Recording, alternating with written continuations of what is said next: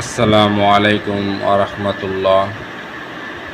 প্রিয় মুসলমান ভাই ও বোনেরা, আশা করি সকলেই ভালো আছেন। আমিও আপনাদের দোয়ায় ভালো আছি। আমি আজকে একটা ভিডিও নিয়ে আসছি। আজকের এই ভিডিওর আলোচ্য বিষয় হলো ইজতেমাই কাজের যে গুরুত্ব। ইজতেমাই সমুদ্রের মতো। ইজতেমাইর কাজ হচ্ছে সমুদ্রের মতো। যেমন সমুদ্রের যেমন কোনো কুল কিনারা নেই, সমুদ্র অনেক বড়, প্রশস্ত।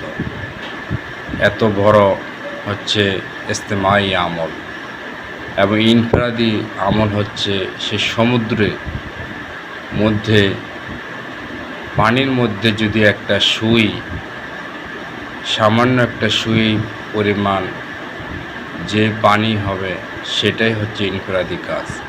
তাই ইনফরাদি কাজ হচ্ছে একেবারে ছোট। ইজতেমাই আমলের চলাকালীন আমরা ইনফরাদি কাজ করব না।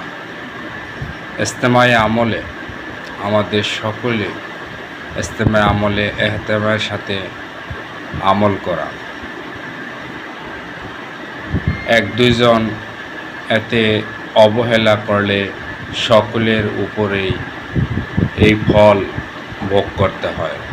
ইজতেমাই আমলে সবাইকে এক থাকা লাগে, এবং এর মধ্যে দু একজন ব্যয় উসুলি হলে সকলের উপরেই এর প্রভাব পড়ে।